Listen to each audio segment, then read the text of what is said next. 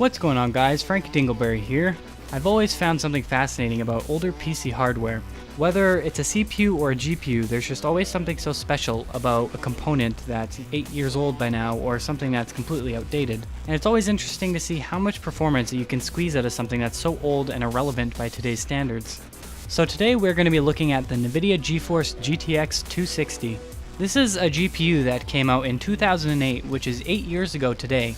And I purchased it off of somebody here in town for $40 Canadian, so that'd be about $25 US, I believe. And at the time I had an old Intel Core Duo E6320 desktop, and there wasn't a single GPU inside of it, but I was really curious to see how much of performance I could squeeze out of it. And so I found this ad online and decided to pick up the GPU. It was $50 originally, but I managed to bring them down to $40. And sure, it might seem like a waste of money by today's standards, but I'm a bit of a geek and I love this stuff. And so I ended up using this GPU along with that dual-core CPU for about 3 months because I was actually getting better performance than my 2010 laptop, which was an Asus K5 3TK, I believe it was, and it had a A6 quad-core APU in it along with HD 7670M graphics. And then of course I eventually sold that laptop for my GTX 960, which I currently have in my system right now. And so for the last 9 months or so, that GTX 260 has been sitting retired in my closet in its static proofing bag. And so today I decided to pull it out of my closet and install it into my current system to see what kind of performance I can get from it. Because before, my CPU was a major bottleneck on it, but as of now, with my current overclocked FX 6300, the GPU is going to bottleneck before the CPU does. So as you can see on screen, this is my current system right here, and I will put my specs on screen for you, but as you can see, it is an overclocked FX 6300 running at 4.2 GHz alongside 16 GB of DDR3 clocked at 1866 MHz. And if you look at the screen right now, these are the specs of the GTX 260.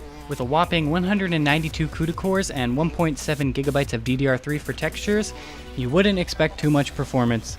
But I think if you stick around, you'll be pretty surprised at the performance that I was able to squeeze out of this card. The only downside about this card is that it only supports up to DirectX 10, so I could not test any DirectX 11 or 12 games, but I did run the most intensive games that I could possibly find in my Steam library that I already own that were compatible with just DirectX 10 or lower.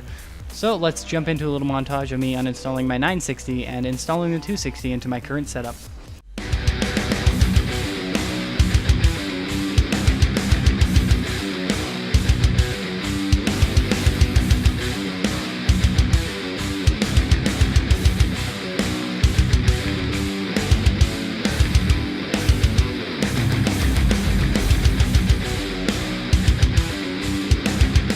So now all that's left is the benchmarks, and just a disclaimer, I did record video of the gameplays themselves, but the gameplay was recorded with my cell phone camera, that way it doesn't impact performance of the game while it's taking the benchmark.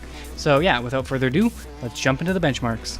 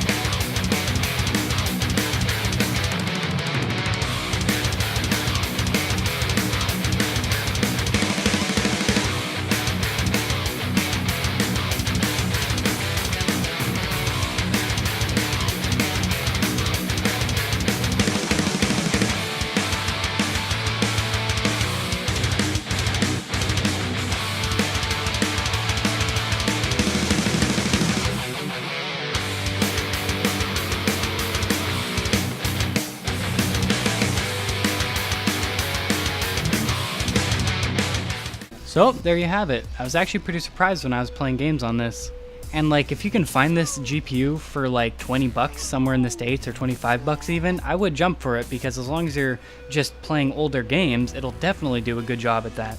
Or you could even make a dedicated Minecraft machine if that's your thing. And then even if you don't plan on using it to game, you can always just keep it for the sake of collecting it and know that you have a piece of gaming history from X amount of years ago, and then show your grandkids when you're like 900 years old. But yeah, this is like my first time doing a video like this, so go easy on the feedback.